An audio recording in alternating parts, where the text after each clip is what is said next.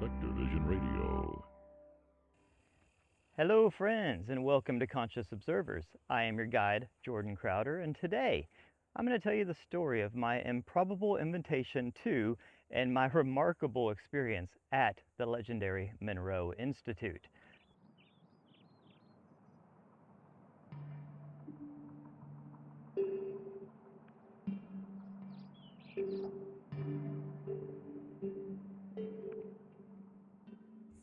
The Monroe Institute was founded in the early 1970s by the amazing Robert Monroe. Now, if you don't know who Robert Monroe is, he was a radio executive, very, very successful, lived in Manhattan and New York and had a very successful radio business. And he was transitioning, or the industry was transitioning from radio to TV. And he was dabbling in TV, but didn't really like it. So he was like, okay, how am I going to take radio, sound? You know, he was a sound engineer. He loved sound. And he wanted to know, instead of diving into TV, because he wasn't really that interested in TV, how could he take sound to the next level? So he started experimenting with different sound techniques. And at that time, this is in the 1950s, there was a big kind of push towards subliminal messaging in your sleep. Now, I don't know if if you're around my age or older, you probably remember the tapes that we had a long time ago that would say things like, learn Spanish in your sleep, or, quit smoking while you sleep. All these things, they thought they could, program your subconscious while you slept, which you can. You absolutely can, and I do it today. But back in the 1950s, this was all a brand new concept. And he was at the forefront of this, being a sound engineer and a radio executive. So he spent a lot of time in his labs experimenting with different tones and frequencies and just different sound waves to try to see what effect they had on the physical body, on our mental body, on our astral body, on our emotional body, and to see what they could do. So he just turned himself into a guinea pig through this process. And in doing so, something remarkable and unexpected happened. He described this one way a long time ago. I heard him talk about it, that he looks at the human body as a focusing instrument, meaning that our consciousness sort of streams into this physical body, and the physical body itself focuses our consciousness like a tool into this physical body so that we can explore and make sense of this physical reality. And it's very powerful. That's why we get locked into our body and we think this is all there is. But then when you daydream, when you meditate, when you take certain substances, when you dream, that focusing part, the part that keeps your consciousness sort of contained in this body, relaxes and it lets your consciousness out. This happens every night when you go to sleep. They found this after the research that, when you get especially to stage 4 REM sleep, you essentially leave your body. And this is what everybody does. So what was happening with him is that part that contains your consciousness, the part is kind of the lid that keeps the lid on your consciousness inside your body, it sort of got dislodged, cracked open a little bit through all of his repeated experiments in the booth, because he was a guinea pig. Like I said, he was in the booth day after day, just listening to all sorts of different frequencies and tones and combining things and just mix and matching everything to try to find the sort of perfect blend of everything. And in doing so, he seemed to have, kind of messed up or altered, cracked open that part that keeps the consciousness contained in the body. And he started having these very abrupt, spontaneous, out-of-body experiences. And at first he thought he was kind of going crazy. So he started seeing doctors, going to psychiatrists, and he was convinced he was dying. He was convinced he had some sort of a brain tumor, or he was going psychotic, something was happening. And they checked him out. They said, no, you are a very sane, healthy man. We can't explain this. So one of his people that he was seeing advised him to go talk to more of, the Eastern leaning practitioners, find somebody who is more experienced in meditation and sort of the astral world. And he did, and they basically advised him that you are having an out-of-body experience. And at the time, in the 1950s, this was not mainstream. No one really knew what this was. So this was happening over and over and over. Anytime he would relax, he would just sort of drift out of his body. And he describes the very first time it happened. He was laying in bed, he was about to go to sleep, and he started hitting something, and he thought he had rolled out of his bed because it was hard. He was like, "What is happening?"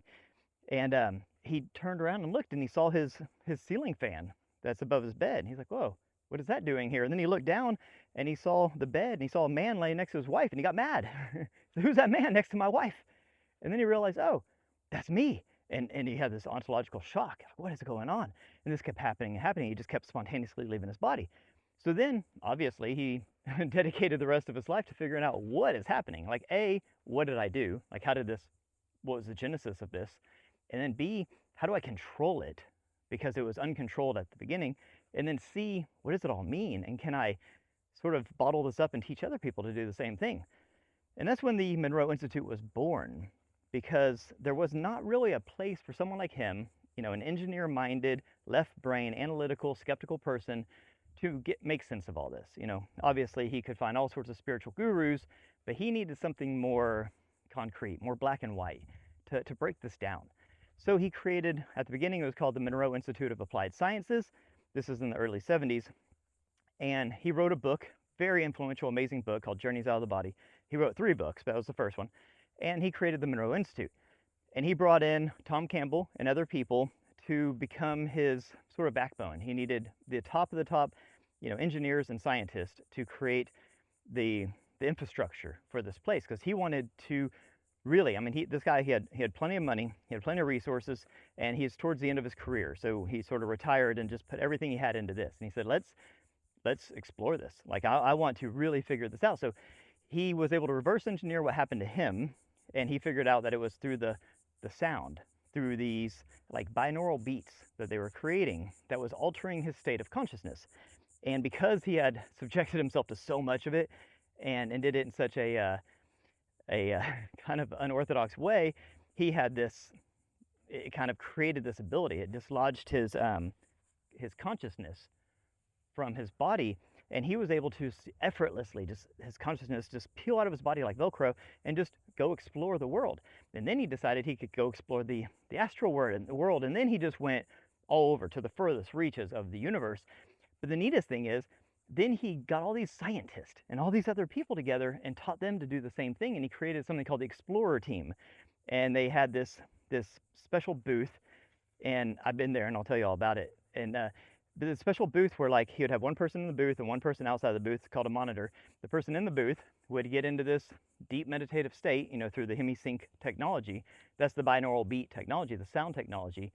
It's called Hemi-Sync. It stands for hemispheric synchronization. Essentially, it synchronizes the 2 parts of your brain, the left and the right brain, into one, and your entire body turns into this resonant tuning, like a tuning fork, essentially, where your consciousness, which is normally tuned into your body, like I said, this is like a tuning instrument.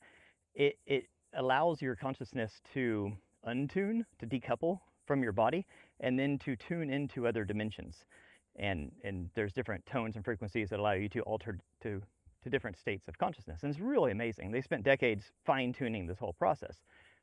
But at the beginning, this was all, they were just explorers. They didn't know. They're going out into this great unknown, void, the astral, which we do every night when we sleep and all these things, but we don't come back with the memories, So these guys were doing it lucid. They're doing it aware. They were doing it, in this booth that they had, the monitor, the person that's guiding them, is in a separate room, and this is all done, it's like a Faraday cage, all done with minimal interference and very professionally and scientifically created. But so the person that's in there who's astral traveling is talking to the monitor, and the monitor is talking back to them and guiding them. And it's really neat. They have all these tapes on their YouTube channel, and they're just mind-bendingly amazing. So many interactions with non-human intelligence, aliens, interdimensionals, what we would call angels, archangels, spirits. So many. Just the most amazing tapes. These tapes are truly humanity-changing information. And this was because he was basically able to reverse engineer what happened to him and then train other people to do the same thing. And then, very deliberately go on these explorations and these missions and document the entire thing. Everything is documented, everything's recorded, everything's out there for the public to see. So this was the early stages of the Monroe Institute. And then he started opening it up to the public. There was actually at the bottom of this mountain, this beautiful mountain in Faber, Virginia, where the Monroe Institute is. At the bottom of the mountain is this little hotel, little motel, and they would like kind of take it over, and they, with their permission, obviously. This hotel was very excited that people wanted to come and rent every single room in it, because this is a little town in the middle of nowhere. And they would rig all the rooms, and they would invite the public to come, and they would do these sessions there. And they had just the most amazing experiences. And that's when he realized that, oh my God, this isn't like, I'm not special, and these people on the Explorer team aren't special. Anybody can do this. And they were able to repeat it over and over and over. And that's when, at that point, he created what's called the Gateway Voyage, the very first program that they created. And because he wanted to have something that was sort of entry level for just the average person, right off the street, Joe Schmo, who's never done anything like this before, to be able to do this and have these profound, just life-changing experiences. And so that's sort of the genesis of the Monroe Institute.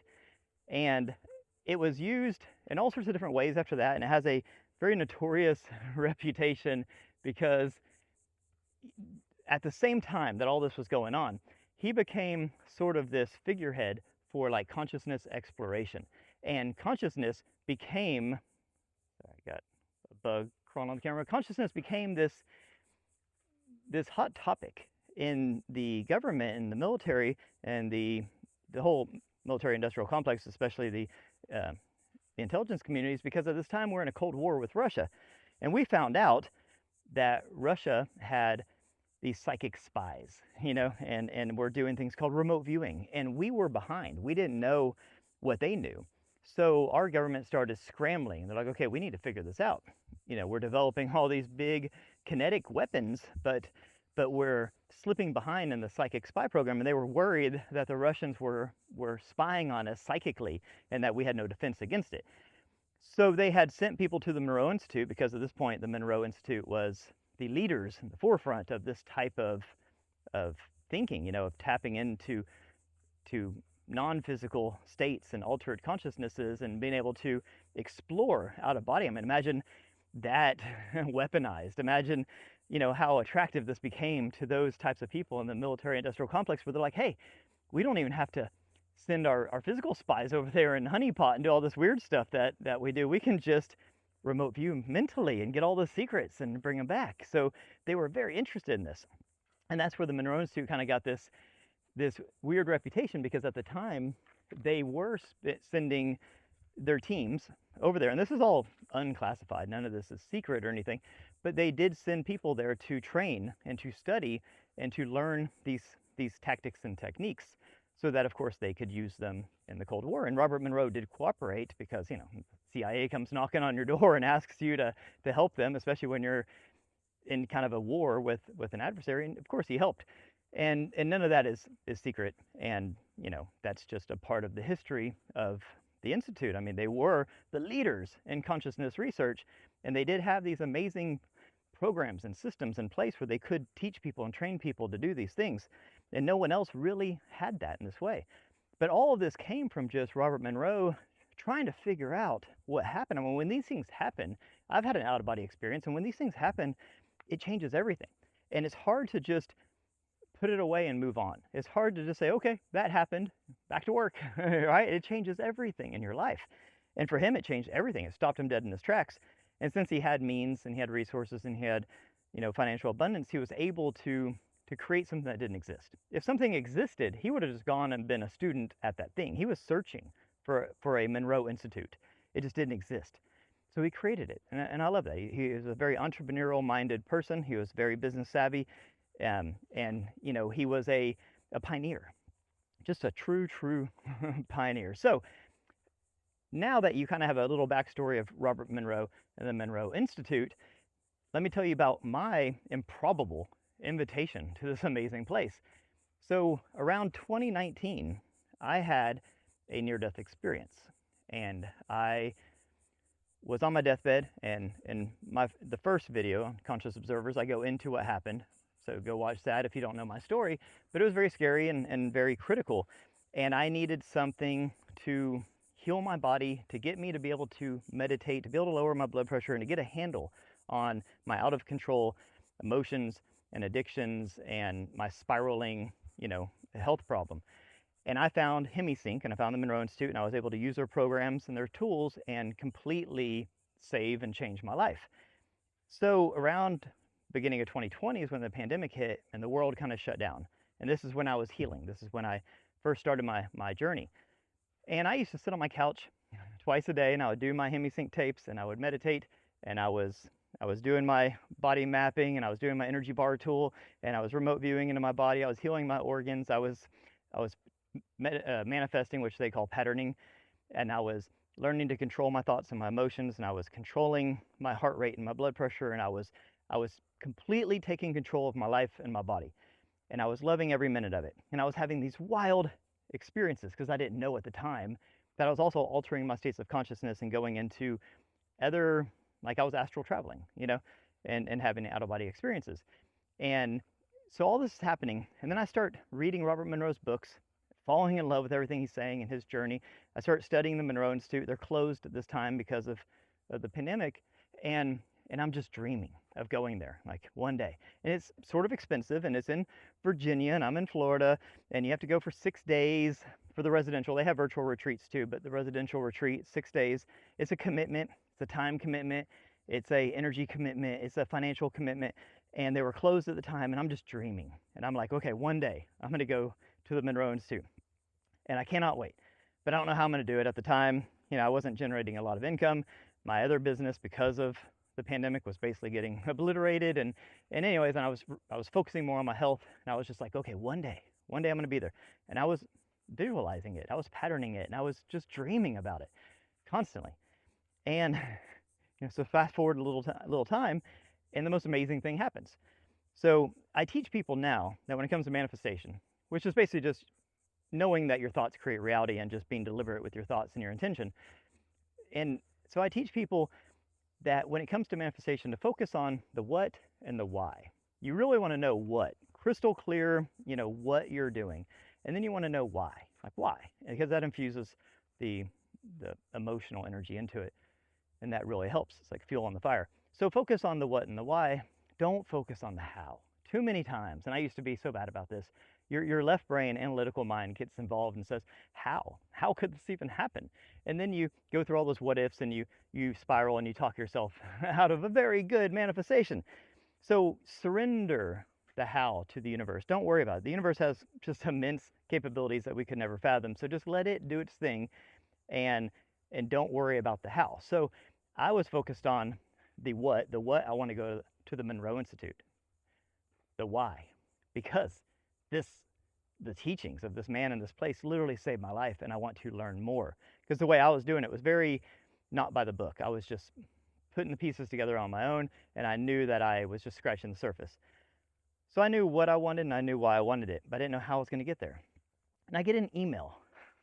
I told you in the first video about my TikTok and my wife's challenge and how that blew up, and then my TikTok blew up.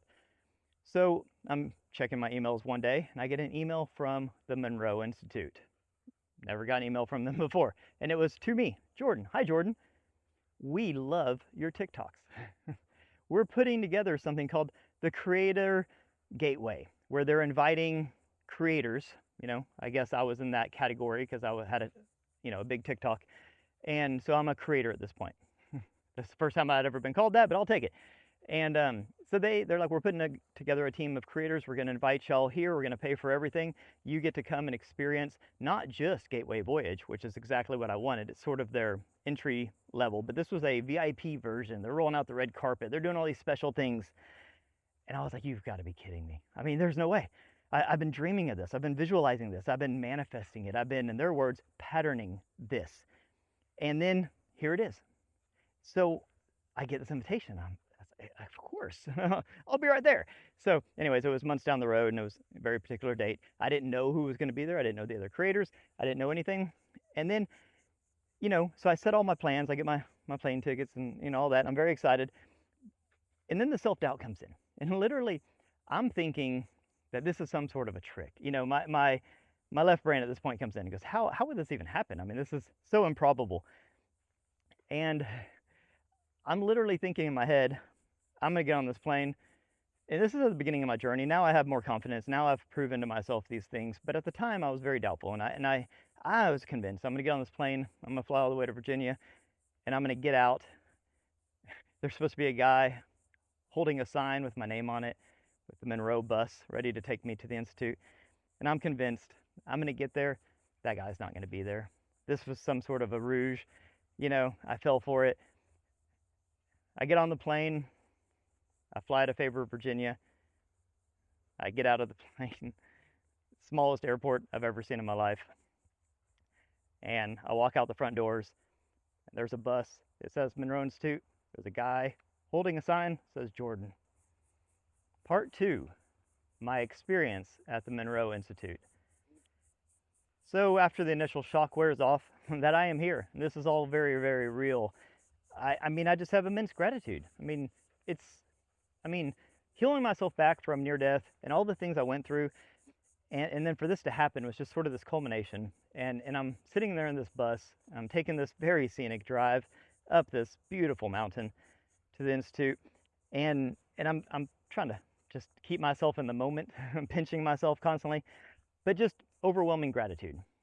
So we get there, you know, winding road through these beautiful, you know, Blue Ridge Mountains, and they are blue, and you see the vistas, and it's just stunning, stunning.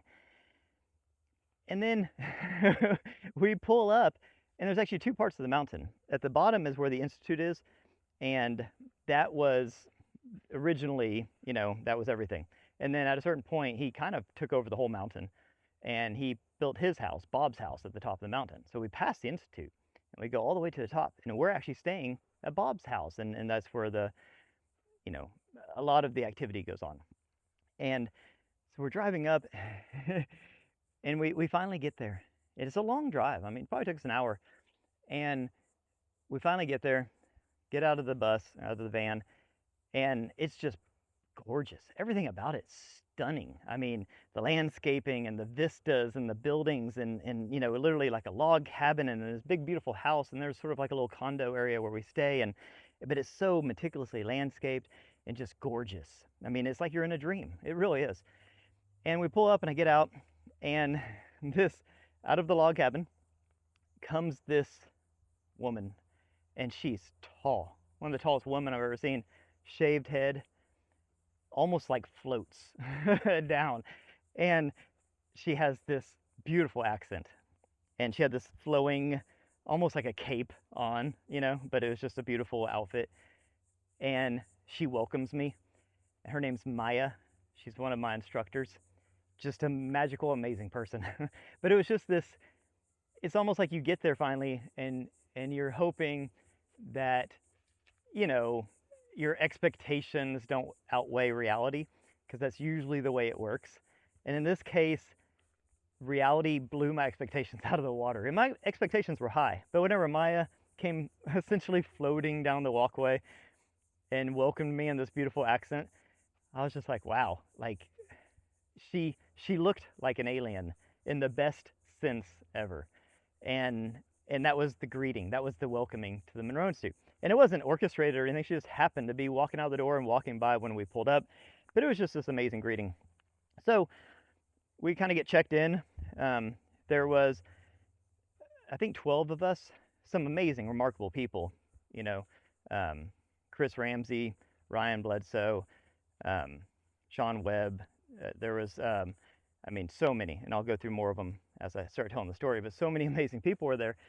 And you know, I'm just taking it all in. And they give us the tour, they check us into our rooms, and the rooms are kind of like a little, reminds me of like an old-fashioned hotel room. This whole place is very untouched since 1971 when they built all this. And I like that. It has this like time capsule, kind of a time warp feel to it. And in your room, you have something called a check unit, and that's your bed, but it's also where we do all of our exercises. And it's CHEC. It stands for Controlled Holistic Environmental Confine, something like that. And basically what it means is it's a sensory deprivation, sensory control area. So it's like a bed with just like a little door to get into this room, and it's very small. I thought it would be very claustrophobic. It has a little curtain, and it's totally blackout. It's got speakers and it's got your headphones and everything in it. And that's where you sleep, it's where you do all your exercises and all your meditations. But it wasn't claustrophobic at all. I mean, you just had this sense of peace in it. I don't know. It was really neat, really neat. And so day one, I'm just going to walk you through my experience. And it's really, really fascinating because I had been doing all the Hemi-Sync tapes, but I was doing them out of order. I wasn't doing them with any instruction or anything. I was just kind of hacking my way through, and it worked. But when I finished the Monroe Institute, I realized how many things I was doing wrong, and I just took it to the next level. I mean, took it 10 levels up. So it's a progression. You know, each day you learn something, and the next day stacks on top of it, and it's a progression. And it really does work. It is definitely worth it to go do this. So, and I'm going to tell you some just amazing stories of this week. I mean, we had paranormal activity that was unbelievable. It was like we were in a movie. And it was like we were in a movie. Have you ever seen that movie Cabin in the Woods? Where literally it's like all of the horror movie tropes that they roll out one by one, sort of a deal. It was kind of like that. It was like we were in the greatest hits movie, and it had a little bit of everything. And I'm going to get into it. We're talking Bigfoot, we're talking aliens, we're talking all sorts of paranormal, but all good stuff. So day one, you know, and this is a personal journey, right? So those things happen because you're tapping into things, and I'll get more into that. But at the core of the Monroe Institute, it's personal. It's personal exploration. Everybody wants to go out there. They want to travel the stars and astral project. But so much of this is inside. And you realize so much of what we think is out there is actually in here. So there's a process where we basically do a pre-brief, and then we get our mission. We go back to our check units, we do our mission, we come back for a debrief, and we discuss everything, and then we repeat this. And you do multiple exercises per day. So you spend a lot of time in a theta brainwave state, to the point where you're not allowed to drive while you're there. Everything is catered to you. All the meals are prepared for you. I mean, there's this big dining area, and they have people around the clock making meals, because we eat breakfast, lunch, and dinner, because your brain is the most energy hungry part of your body, and we're using the heck of our brain. And so they feed you it's like Thanksgiving dinner 3 times a day, every day. I mean, it was amazing. The food is just next level, out of this world. It was crazy. But like they totally take care of you, because they don't want you to have to worry about any of this stuff, because you're focused. So the very, very first exercise that we did, there's so much duality in this, because what I'm about to tell you, you're going to think, oh no, my experience was terrible. I went to a place that I can see why people think that there's a hell. Let's just put it that way. It was hellish. It was a hellish landscape, and I'll just explain exactly what happened. And then I'll explain why I had to go there from a higher self point of view, and what it did for my transformation. So when I was doing my Hemi-Sync stuff on my couch at home, I would see faces all the time. Like, that's how I knew, because I'm not a very visual person. Whenever I meditate, I usually don't see visuals, but when I get to this certain point, there's a certain tipping point every time where I start to see visuals, and it usually comes in the form of faces. And the interesting thing about these faces is that I don't know them. I never know these people, but they are clear as day. I mean, I can see freckles, I can see, you know, like little pores on faces. I mean, it's realer than real. And when I'm doing my meditations, a lot of times they just kind of abruptly come in. There's a face. And they'll be talking to me, but there's no audio. I can't hear anything. And I don't know who these people are. And I found out when I was telling them about this that that's sort of common. Okay, so in my first exercise, I go to the check unit, put on the headphones, Robert's voice comes on, he walks us through, and then our first exercise, I go to this void. There's not really anything there. It's kind of black. And then all of a sudden I see a face. And it has this red tint to it. Everything has this red tint to it, and it's very extreme. And it's one face, and it goes through me. And I felt the energy from it. I could feel the emotion from this being. And then another face. And then another face. And I can see, like, I'm making eye contact with them as they come in at me. And I can see the face. I can feel the person. in the energy and the emotion, and then it's just face after face, and it happens more and more, and then there's a sea of them. So many faces at this point, it's just dots. And as they're hitting me, or actually passing through me, I'm feeling so much of their energy and emotion that it becomes overwhelming. And at one point through this, I don't know how many minutes had passed, I was telling myself I have to open my eyes. I mean, the one good thing about the Monroe Institute and about Hemi-Sync and everything is that you're in total control. It's non-invasive. Anytime you want, you can take off the headphones, open your eyes, open the curtain, and you're out. But a higher voice inside me was telling me, no, you need this. Keep going, keep going, keep going. And face, face, face, in a red sea of faces. And I kept going. Okay, kept going. And I was just sort of hunkering down, like, let's do this, let's go. Because it felt like there was going to be an end. It felt like you're going through a tunnel and there's going to be a light at the end of the tunnel. So I just kept going, taking it all in. I mean, I was shaking. It was very, very, very intense. And then it was over. And this was probably, time is weird in these check units. If I had to guess, I would say 5 to 10 minutes of this, which it felt like an eternity, but probably 10 minutes. And my eyes are closed the whole time. I'm completely in there. I'm being guided through this by something higher than me, for sure. And then it was over. And then Bob's voice comes on, and each session is only about 40 minutes, but a lot happens in 40 minutes, and we become very efficient. And then when I came out, afterwards I would do a video, sort of a video testimonial each time, and I put it on my TikTok, and then we'd go to the debrief with the group. And what I came to find out after consulting with them and thinking on all this is the way it works. So there's something called the M-band radiation field, and that's essentially this layer around Earth. Robert Monroe writes about it in his books. There's this layer around Earth that's full of people, but non-physical people. It's where people are when they're stuck, when they're dreaming, when they're inebriated. What we call ghost are these people in this realm. And it's a dense layer, billions of these souls at any given time form this sort of cocoon around Earth. And it keeps us really locked in because it's very dense and it's a very scary thing to go through. But here's a really neat thing. When you're playing a video game and you get past a boss and then there's a checkpoint and then it says checkpoint saved, and then you go on to the next level and then you die. Instead of having to go all the way back and then play that boss again, you start at the checkpoint. So you start on the other side of the boss. And this is what I found out happened with me. That was sort of like a boss.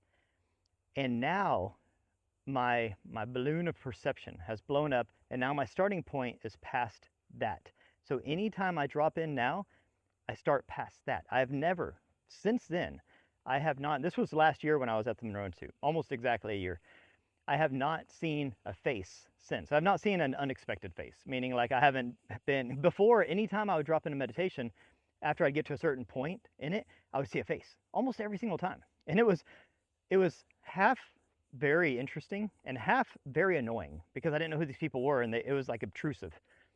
And now my starting point is so far past that I just don't see it anymore. And I think that's why my higher self was guiding me, saying, keep going, and I had to blow through. But thinking back on it, I can easily see why an experience like that would be labeled as hell to someone who didn't know what's on the other side. Say you went halfway through and then you went back, or you woke up, then you would just assume that was just, you went to some actual hell place. But instead what you're doing is you're moving through a crowd. You're passing through a realm, a dimension, an area. And that's what I was doing. And after that, everything changed for me. So in fact, there is this thing that we do called an energy conversion box. And what you do before every single meditation, before every single exercise, we do this energy conversion box where you you visualize this giant box, and you take whatever it is that's worrying you, bothering you, has you stressed out, anxious, scared, whatever. you take that, you put it in the box, and then you put this big heavy lid on it. And then that energy conversion box converts that energy into something positive. Because remember, you cannot destroy energy, you can only convert it. So we do that. And it's very effective. And every time that I did the energy conversion box before, for the years leading up to this, fear was always one of those things. Like, it was always just blanket terms. Like, okay, in the energy conversion box, I'm going to put my fear and my anxiety and my worries. And then the most amazing thing happened. And I actually did a video on this when it happened, because it was a big deal for me. So at the Institute, I did a whole bunch of TikTok videos. And one of them was the fact that for the first time in years, when I was doing the energy conversion box, after that day, after I went through the phases, fear was no longer a thing that I put in the box. It just sort of dropped off. And that's what they preach a lot there. Preach is the wrong word. That's what they teach a lot, is that fear is this limiting thing. Fear is this self-imposed obstacle that we put in front of us that prevents us from doing all sorts of amazing things. And I just subconsciously was always, every time I did the energy conversion box, I'm like, okay, put fear in there, put fear in there. And then after that day, I didn't ever put fear in there. And it's because it wasn't top of mind. It wasn't a thing that I was thinking about anymore. The fear had dropped off. And that changes everything. So we're just getting started, guys. That was day one, okay? So I'm not going to go through every single day, but let me just give you some of the highlights. There was a time we had Ryan Bledsoe with us. So we're up on top of the mountain. There's this huge crystal. They have these two gigantic, huge rose quartz crystals.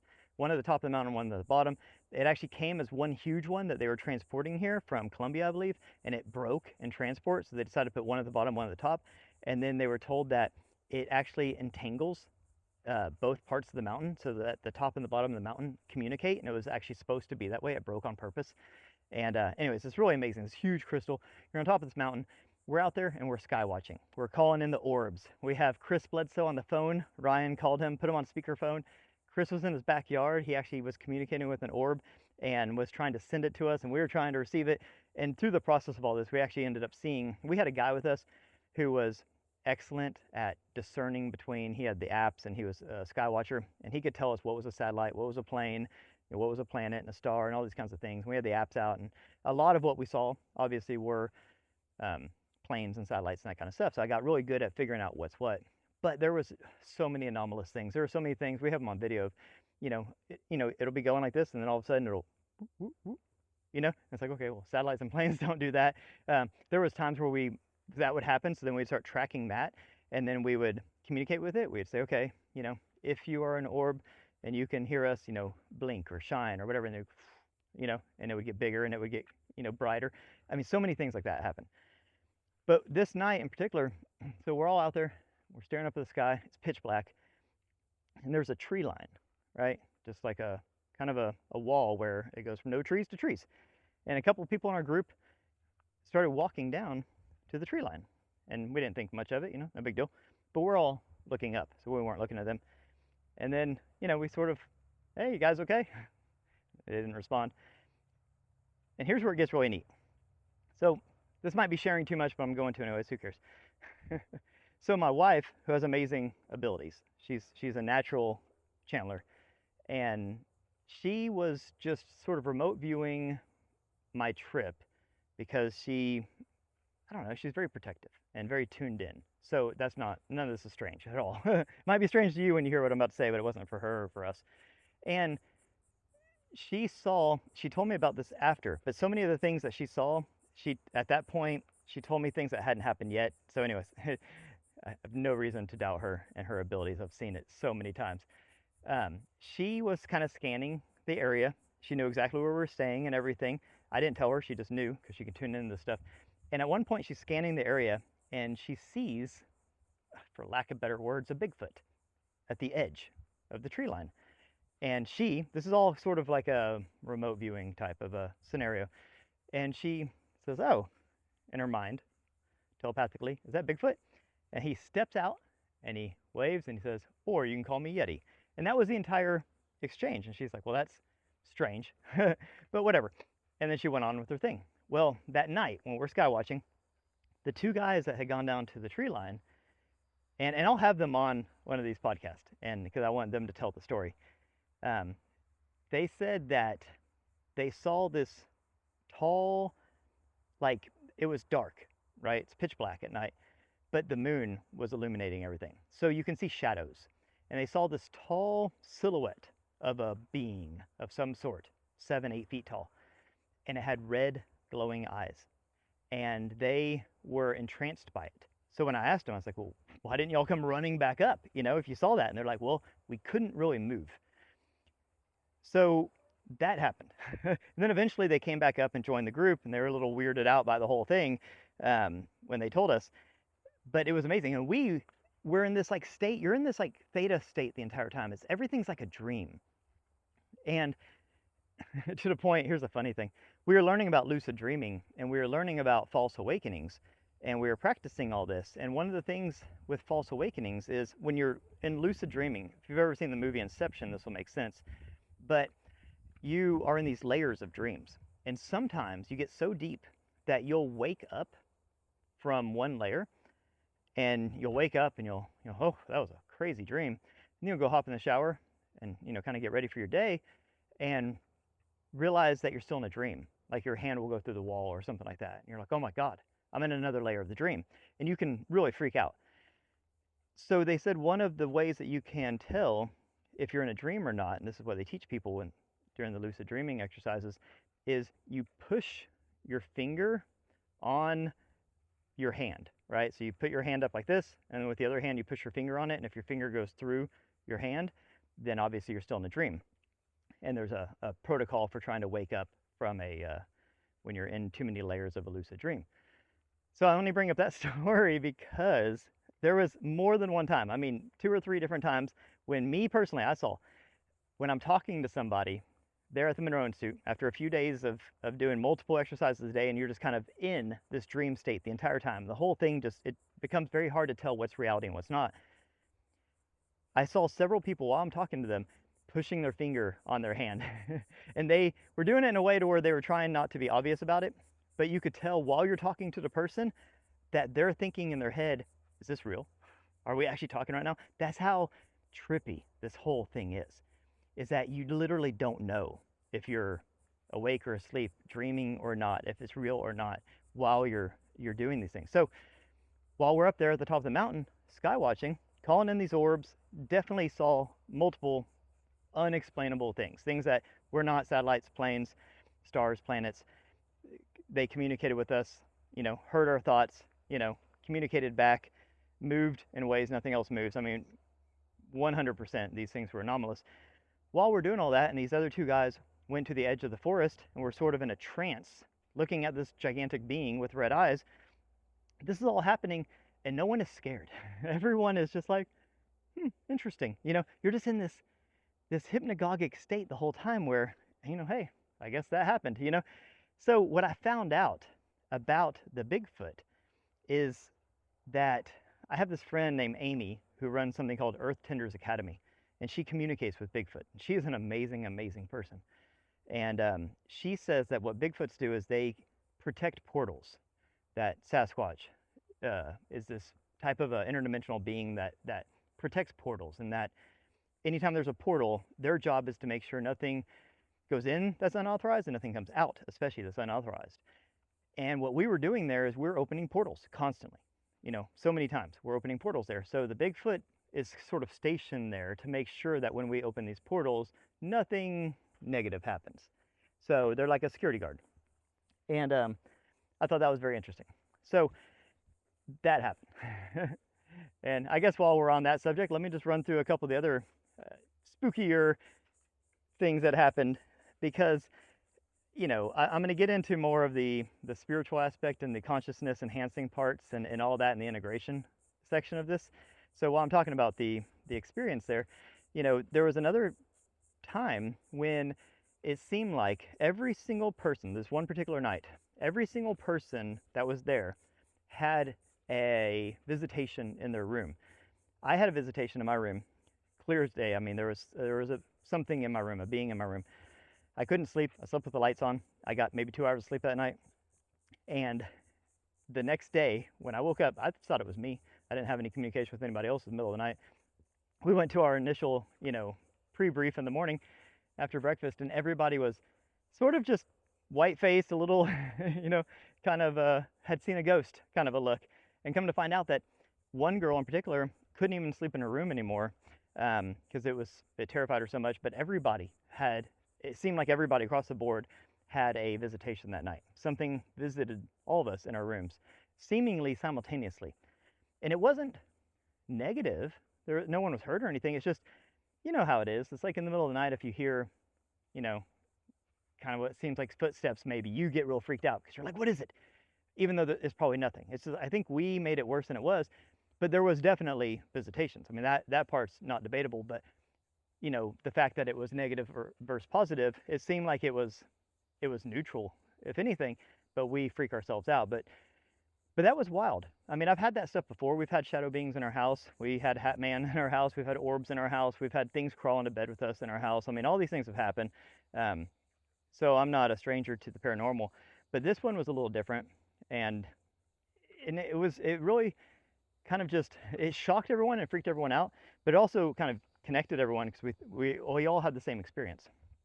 And interestingly, I was researching to try to figure out, because we had a number of different paranormal experiences happen, and I had multiple non-human intelligent, meaning some form of an alien or something, encounters while I was in my astral travels. So I was researching when I got back about the paranormal aspects of the Monroe Institute, and I found Skip Atwater talking years ago. And Skip Atwater was the CEO back in the 90s, I believe, of the Monroe Institute, and he was doing a podcast, and he was talking about how the mountain is seen as this observation point, and it was very interesting. So if you think about it like this, we are in this physical, dense realm, Earth. It's almost as if we are at the bottom of the ocean. So you know how we can go to the bottom of the ocean, but we have to be in a special submarine with special suits and oxygen and keeping the pressure right and all that kind of stuff. So it's very hard for us to go down there, but we can, but we don't like to, and it's very hard. But if something that's from the bottom of the ocean floats up to the top of the ocean, then it's real easy for us to go get in a skiff or a boat and just kind of go and see it and observe it and jump in the water and check it out. That's easy. So we prefer it when these deep ocean things come to the top, come to the surface. Well, if you think about Earth that way, that Earth is sort of the bottom of the ocean, when you go to a place like the Monroe Institute, we are literally floating to the top. We are literally leaving the density, the denseness of this physical matter reality, and we are floating into the non-physical. So if you are a non-physical entity, which the way I've learned, 99% of the universe is non-physical, is full of intelligences, but they are non-physical and they're ancient by our standards. If you are them and you want to come and inspect and observe and sort of investigate this little marble, this fishbowl that's floating around that has life in it, this life is very different than what you know, and you want to observe it, and you want to interact with it, and you want to investigate it a little bit, but you don't want to go down in there, because that would be the same as us going down to the bottom of the ocean. You would wait for them to kind of float up to you, and if you know that there's this particular place where the humans go and they float up, then you would gather around it and just wait for them to float up and then observe them and interact with them there. And it seemed like that's exactly what happens there, that it's this known kind of observation place for non-physical entities to gather around, wait for the humans to float up, and nothing bad happens there, but there's definitely this different type of interaction because there's more, it seems, of these entities that gather there. I just thought that was very interesting. And it made so much sense when I was looking back on my experiences at the Monroe Institute, because it wasn't just the beings in our room. It wasn't just the Bigfoot at the tree line. It wasn't just the orbs overhead. There were, there's one part, it's called Focus 21. There's different focus levels, and each focus level is a different type of tone that gets you to a different state of consciousness where you can have different accesses to different things.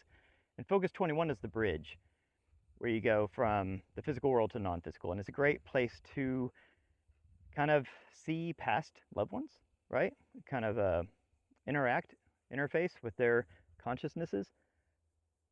And my mom had passed, And when we were doing 21, Focus 21, immediately I think, okay, I can go see Mimi. This would be great. So, we go to our check unit, we drop in.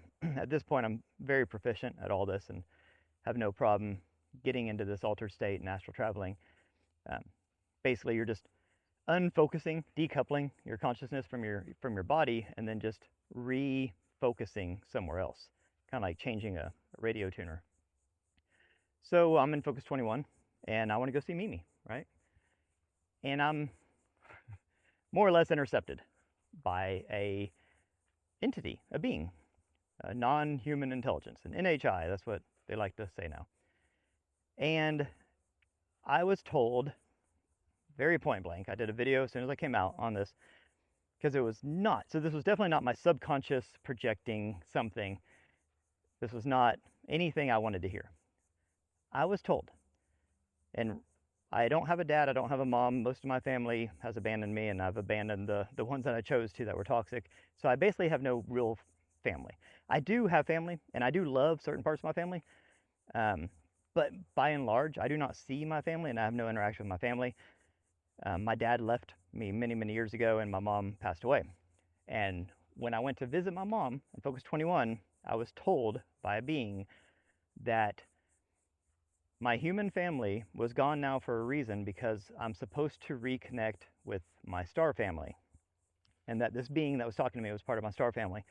And that my human family served a purpose, but at this point in my journey, I'm supposed to connect with my star family.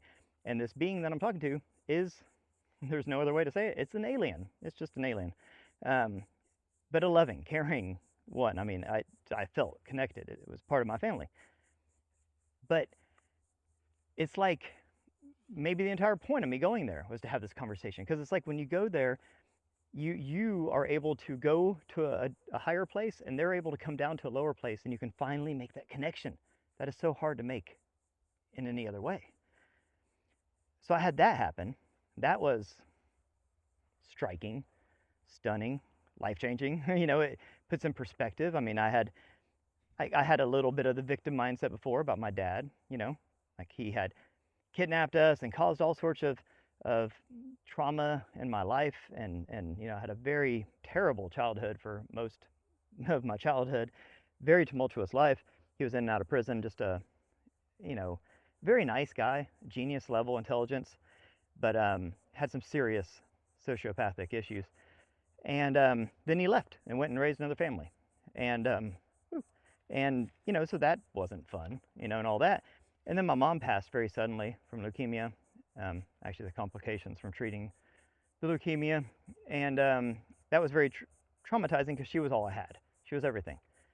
And then I come to find out, when I'm talking to this higher intelligence, that not that stuff happened on purpose, but that basically there was a point in my life where there was a fork in the road where I was not going to go that way anymore, and I was going to go this way.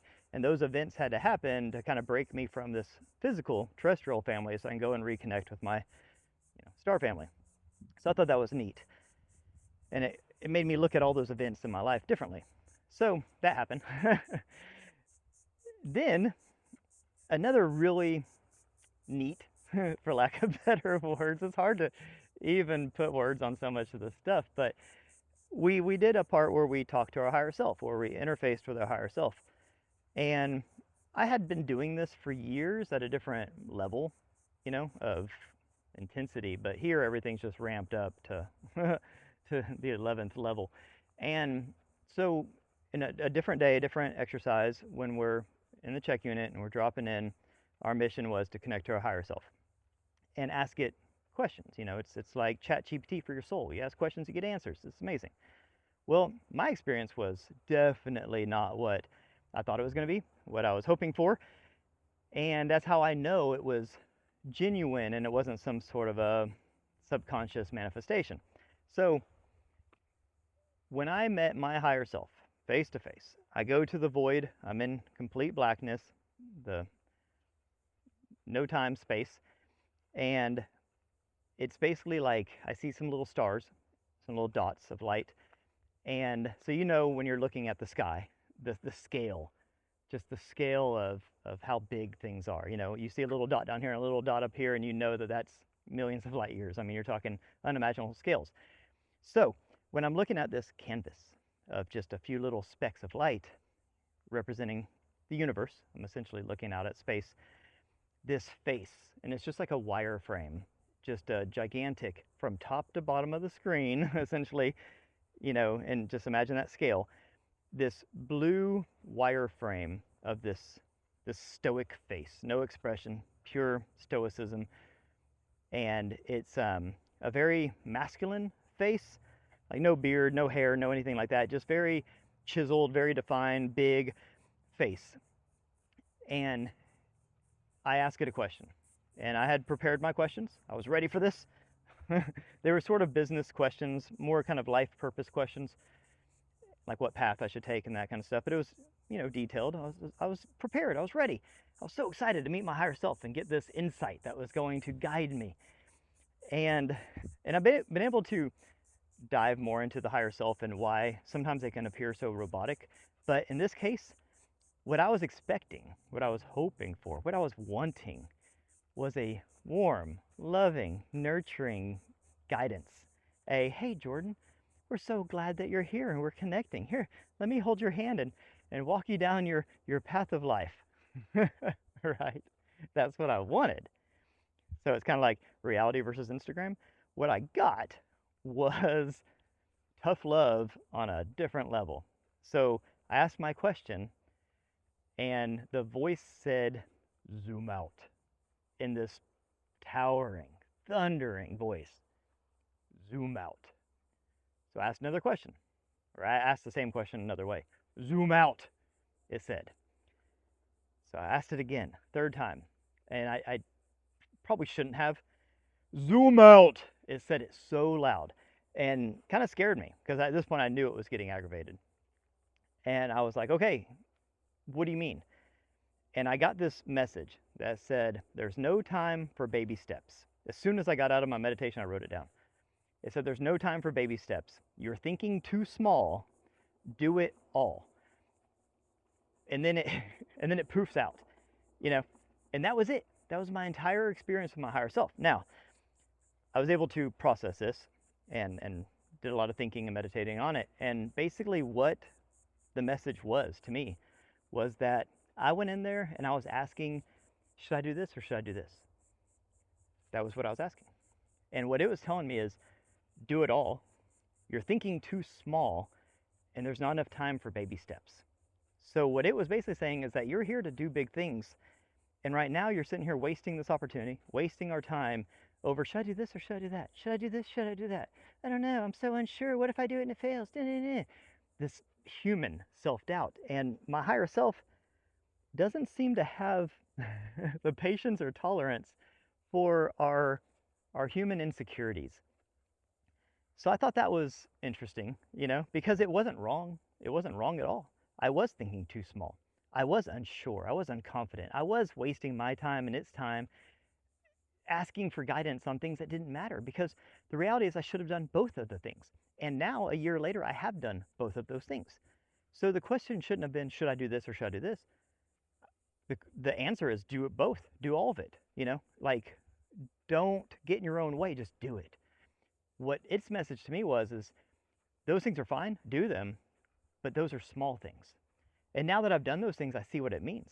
Like, because I've done both of those things, and both of them were sort of small, you know.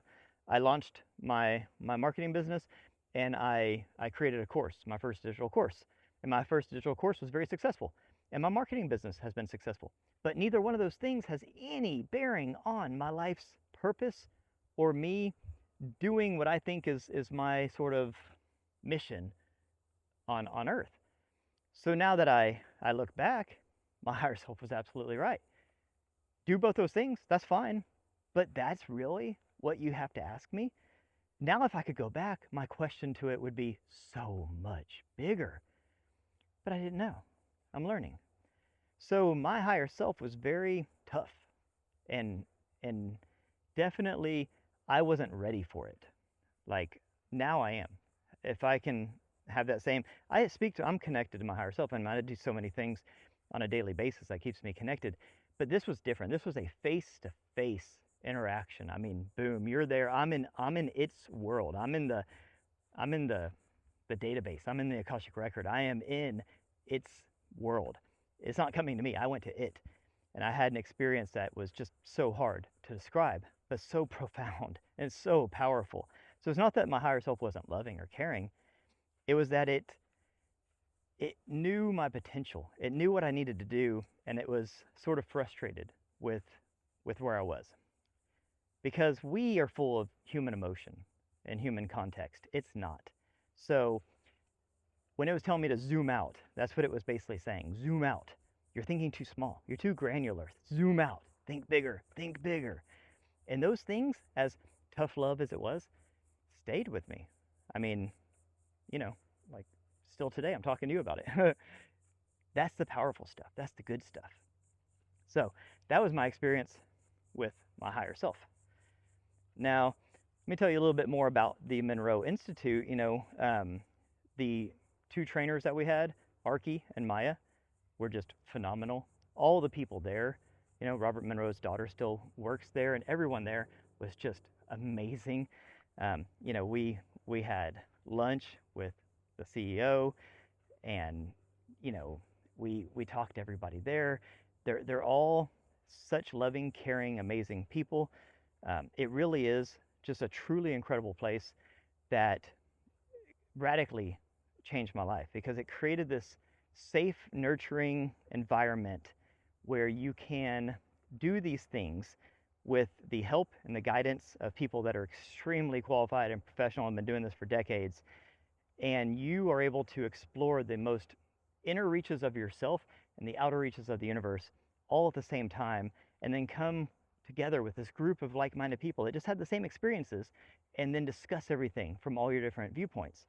We learned remote viewing with Joe McMonagle. So if you know who Joseph McMonagle is, he was Agent 001. He was, part of the Stargate program. He is considered one of the most elite level and best, and one of the first psychic spies and military grade remote viewers on Earth, and just an all-around nice guy. He spent hours and hours with us teaching us how to remote view.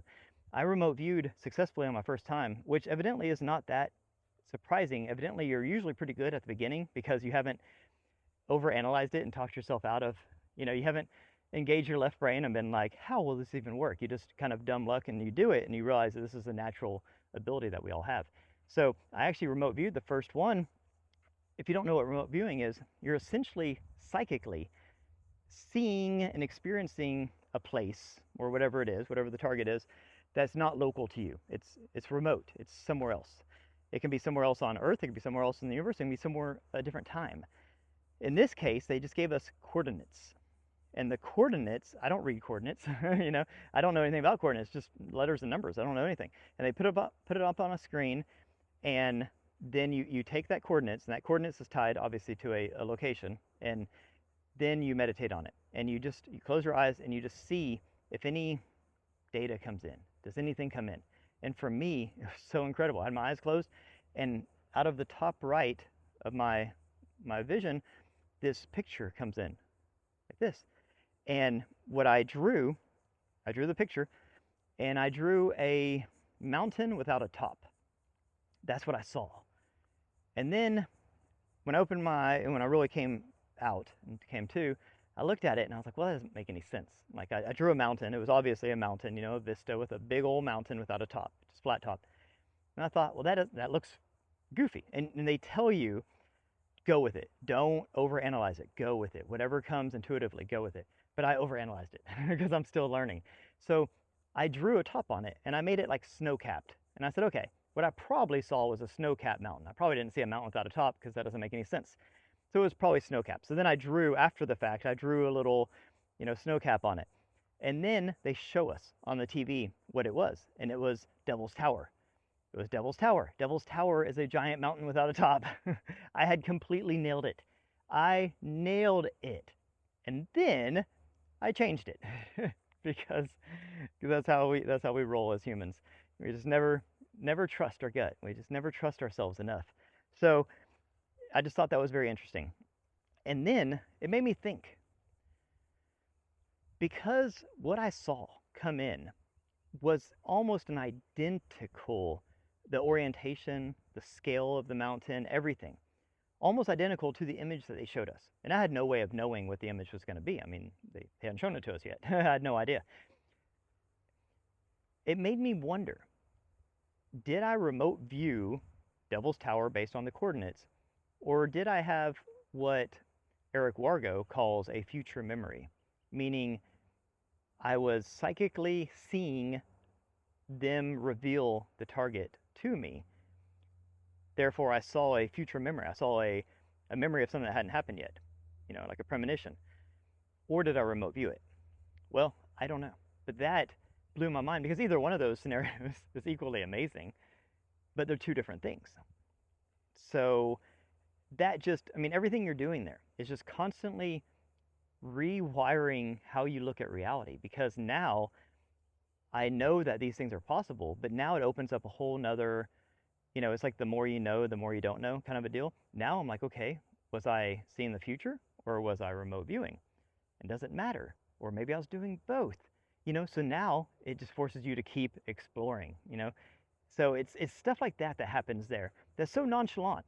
These things happen, and then you're on to the next thing, because like the Gateway voyage is sort of test driving all of these things. We also did, we learned the energy bar tool, we learned the dolphin healing club, we learn, you learn patterning, which is manifestation.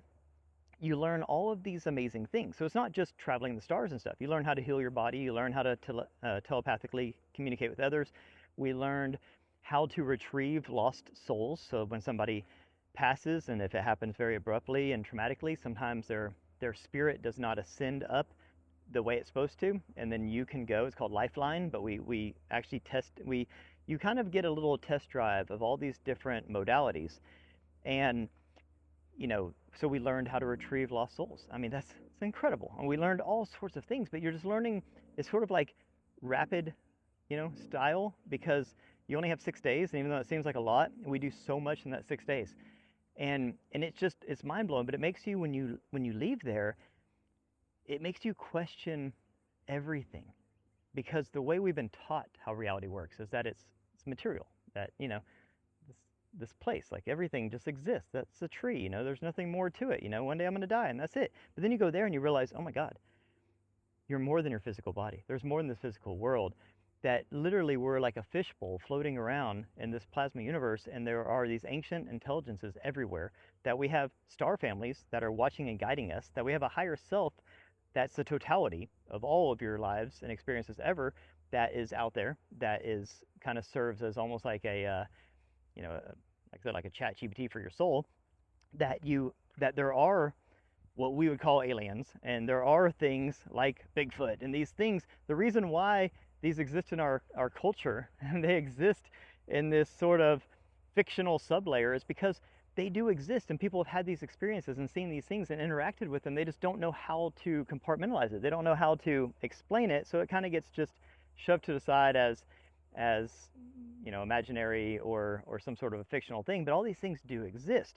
And when you come back from this experience and all of this happened in a 6-day period, it makes you think so differently about everything. What is being awake? What is dreaming? What is death? What are aliens? What are ghosts? What is consciousness? And it's just one of these things where I think it's, Robert Monroe says that the people that show up at Gateway are supposed to be there. That's why they never advertised and stuff. People just find their way there. It's this necessary tipping point in your consciousness evolution, because if you go there and you're not ready for it, a lot of these things aren't going to resonate the way they should. But if you go there and you're ready for it, it absolutely is life-changing. Part 3, the integration. So I could have gone on for hours telling you about my experience at the Monroe Institute. I've left out so many things. There's just so much to cover. So I'll probably do a follow-up episode. But the most important part in anything is integration, meaning how can I use what I learned there to enhance my actual life? Like, we're here having this Earth life experience, and it's very profound, it's very important. Even though I equate a lot of this to what I call the simulator, the simulator for consciousness development, is very important. Just the same way a pilot uses a flight simulator to become a better pilot, even though that experience in that flight simulator is virtual, it's incredibly important because one day in the real world, he might need to use that knowledge that he learns in that flight simulator, and it could save his life. So although it's not real, it is extremely important, and that's how I look at life. So how did my experience at the Monroe Institute enhance my life? Well, as I touched on, it made me reevaluate everything that I think and know about life itself and realize the enormity of life, meaning how many life forms exist outside of humans and how important they are. Like how we're not just here alone. We're here on this solo mission on Earth in this physical matter reality, but we have outside help. We're part of a team. And that's comforting to me because sometimes in life you can feel alone and you can feel like, what am I doing? What's the purpose of all this? And so many times in people's lives when they feel, because this is a free will simulator. So even though there's these higher intelligences out there that are guiding us and following us and observing us, their job is not to impede on our free will. Our job here is to learn and to grow and evolve. So they refrain from helping.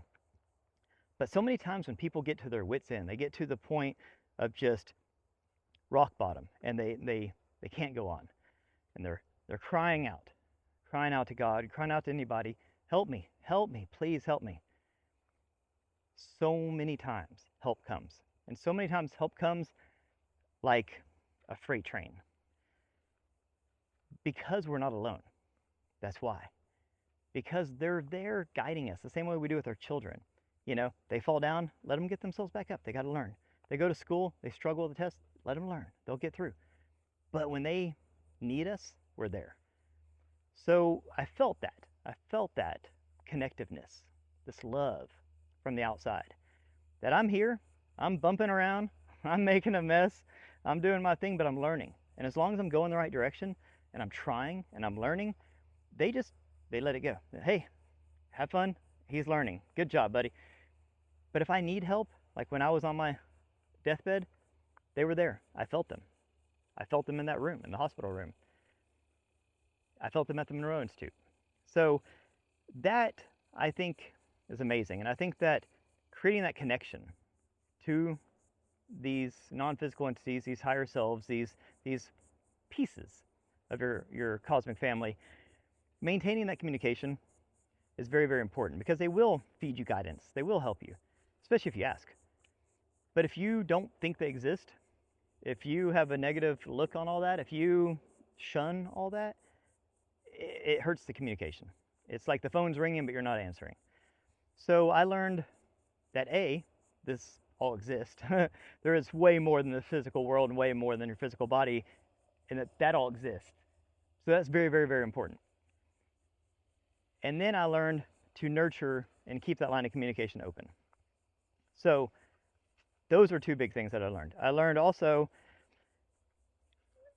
how to properly use the Hemi-Sync tapes, and I also learned that a big part of that is sort of like a training wheel, meaning that what you're doing, like I said before, I use the analogy of playing the video game, and that, you know, when you make it to a checkpoint, you don't have to restart the whole level anymore. You just go back to the checkpoint. Well, once you have convinced yourself, once you have proven that all these things exist and are true, and that you can traverse different realities, and you can alter your state of consciousness, and you can go to different dimensions, and that you have this ability to communicate telepathically and to see things in a psychic manner, and you have the ability to heal, and you have all the abilities that we learned with, like, you know, manifestation and how to pattern and how to your thoughts create reality, and how you can heal your body, and you learn all these things and you know them. It's not a belief, it's a known.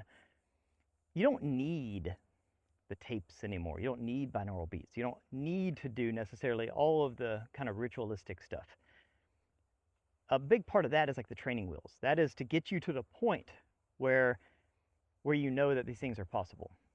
And then you can take it from there, and you can create your own systems. You can create your own ways of doing things. So that was a very big thing for me, because before I was very reliant on the Hemi-Sync tapes. I had a kind of a system. You know, I sat down, I put on my sleeping mask, I put on my fancy headphones, and I did my resonant tuning, and I did my energy conversion box, and I did all the things, you know. And I think that's still important to do some of those things, you know. I call it spiritual hygiene. You know, we do the balloon, the protective balloon, and all these things, right? Those things are great, but now I do those things sort of subconsciously. I do those things. I don't feel like oh no, I forgot to do my energy. Oh no, I forgot to do my protective bubble. Like now, it just kind of happens. Like you get in your car, you just put on your seatbelt, you don't even think about it. So a big part of what I learned is that all those things are very, very important in the beginning. Then you get to a certain point where you don't really need them because you've advanced past that. So I thought that was neat. My system now, my sort of rituals now that I do are far different than what I was doing back then. So that's a big part of my integration of what I learned there. And I've been able to take all the things that I did there just further. I still remote view. I like to go to Lynn Buchanan's website. He has a bunch of targets, and I still remote view, and I practice that often. I still use patterning for basically everything. I created a whole course called 5D Print Your Reality, which the patterning was a big influence and inspiration for that. I marry in all sorts of different concepts to it, but that was a big influence for it. And you know, it's become like so many of the things that I did there are a part of my life. I mean, they just become sort of these staples, and you just expand on them and build on them. And it's introduced me to a lot of amazing people. So next month, actually, I'm going to be at the Psi Games, which is essentially like a psychic Olympics. And it's going to be incredible. I'm one of the commentators. I'm going to sort of be doing play-by-play on the first ever Psi Games. And I'm very excited. And Hakeem Isler, who's the founder of the Psi Games, was one of the people at the Monroe Institute. I've become very good friends with him. And same with Chris Ramsey and Ryan Bledsoe and Sean Webb and so many of the people there. It's just, it becomes like a family. And I know my experience was different with me sort of manifesting this very unlikely invitation, but you know, I would encourage anybody out there, you know, to do the same. Like I didn't have to worry about how I was going to get there. I just knew one day I would be there. And you don't have to apply that to the Monroe Institute. You can apply it to anything in your life. just feel so strongly about something that it's almost just becomes this known in your head. You're like, it's the law of assumption. You know, you just assume something's going to happen with such confidence that the universe rearranges things to make sure that it happens. It basically says, oh, you know, we better get to work. You know, homeboy out here has already started planning his trip. You know, we gotta make this thing happen. And that's kind of what happened with me. So I appreciate y'all tuning in for this episode of Conscious Observers, where I took you through my journey with the Monroe Institute. I would love to hear anybody else's experience with the Monroe Institute or their experience with any of the things that I mentioned. I know we covered a lot of things. It was a wild journey. So anyways, love you guys, and I'll see y'all in the next one. Peace.